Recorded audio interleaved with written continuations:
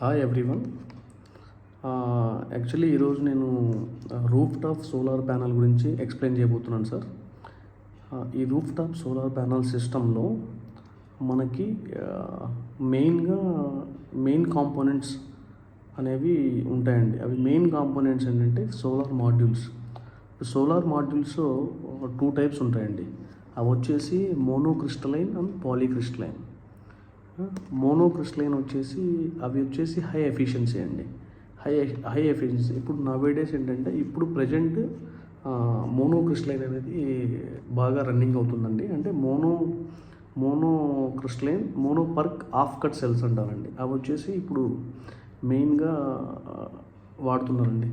రీసెంట్గా పాలీక్రిస్టలైన్ అనేది ఏంటంటే కొద్దిగా చీప్గా ఉంటుంది, బెటర్ క్వాలిటీ ఏముండదు. మీరు ఏంటంటే మోనోక్రిస్టలైన్కి మీరు సోలార్కి వెళ్ళిపోవచ్చండి.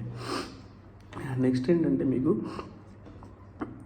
ఇవి మనకి ఇన్వర్టర్స్ అండి. ఇన్వర్టర్స్లో మీకు డిఫరెంట్ టైప్స్ ఆఫ్ నవేడేస్ ఏంటంటే కాంపిటీషన్స్ ఎక్కువ ఉండటం వల్ల చాలా ఇన్వర్టర్స్ వస్తున్నాయండి. చాలా ఇన్వర్టర్స్లో బెస్ట్ ఇన్వర్టర్స్ వచ్చేసి మనకి ఫ్లోరినస్ ఇన్వర్టర్స్, నెక్స్ట్ వచ్చేసి సోలీస్ ఇన్వర్టర్, తర్వాత సన్గ్రో ఇన్వర్టర్స్. ఇలా మనకి డిఫరెంట్ టైప్స్ ఆఫ్ ఇన్వర్టర్స్ ఉన్నాయండి. ఆ ఇన్వర్టర్స్ ఏంటంటే మనకి ఆ ఎలక్ట్రిసిటీ మనకి రేస్ నుంచి మనకి రేస్ వచ్చేసి సోలార్ ప్యానల్స్ మీద పడి ఆ ప్యానల్స్ ఏం చేస్తాయంటే ఆ రేస్ని రిఫ్లెక్ట్ చేసేసి ఆ ఫోటో వోల్టాలిక్ సెల్స్ అనేవి మనకి ప్రొడ్యూస్ అవుతాయి. ఆ ఫోటో వోల్టాలిక్ సెల్స్ అనేవి మనకి డీసీ కరెంట్గా, ఆ రేస్ అనేవి మనకి డీసీ కరెంట్గా కన్వర్ట్ అవుతాయి. ఆ డీసీ కరెంట్ కన్వర్ట్ అవుతుంది. మెయిన్లీ ఏంటంటే మనకి నెక్స్ట్ వచ్చేసి ఇన్వర్టర్ అండి. ఆ ఇన్వర్టర్ ఏం చేసిద్దంటే ఈ డీసీ కరెంట్ నుంచి యాక్చువల్గా మనం ఇంట్లో వాడుకునేది ఏంటంటే ఏసీ కరెంట్ అండి.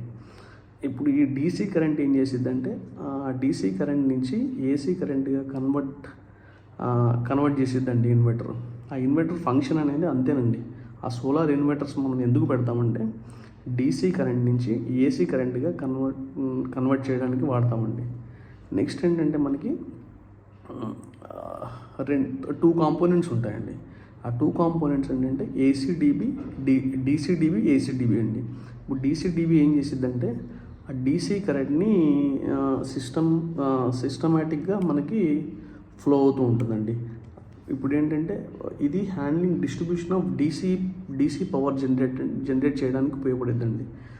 ఆ డీసీ నుంచి మనకి ఇన్వర్టర్లో పవర్ సప్లై అనేది ఇన్వర్టర్లోకి వెళ్ళిద్దండి. ఆ ఇన్వర్టర్ ఏం చేసిద్దంటే డీసీ నుంచి ఏసీకి కన్వర్ట్ చేసేసి మనకి ఏసీడీబీ ఉంటుంది.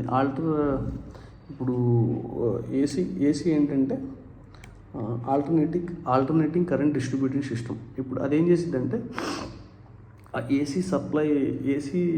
ఏసీ కింద సప్లై చేసిద్దండి. ఆ ఏసీ నుంచి ఆ ఏసీ పవర్ సప్లై డైరెక్ట్గా మనము గ్రిడ్కి ఇచ్చేస్తామండి. గ్రిడ్కి ఇచ్చినప్పుడు ఈ టోటల్ సిస్టమ్ని మనం ఆన్ గ్రిడ్ సిస్టమ్ అంటామండి. ఇప్పుడు నవ్డేస్ అందరికీ ఇప్పుడు ప్రతి ఒక్క జనరేషన్ ఇప్పుడు సోలార్ మీద చాలా ఇంట్రెస్ట్గా ఉన్నారండి. చాలా వరకు డొమెస్టిక్ కానీ, కమర్షియల్ కానీ, ఇండస్ట్రియల్ కానీ ఇవన్నిటికీ మెయిన్ ఏంటంటే మనకి సోలార్ సిస్టమ్ అనేది ఇప్పుడు ప్రజెంట్ జనరేషన్లో చాలా ఫాస్ట్గా రన్ అయ్యే బిజినెస్ అండి. ఇప్పుడు యాక్చువల్గా ఏంటంటే మనము ఇంటికి ఒక 3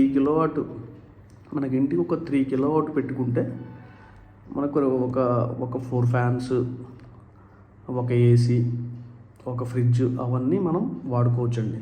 అంటే ఆల్మోస్ట్ మీరు ఒక 5,000 6,000 వచ్చే వాళ్ళకి ఇవి 3 కిలోవాట్ సిస్టమ్ అనేది చాలా ఉపయోగపడుతుందండి. మీకు పవర్ జనరేషన్ కూడా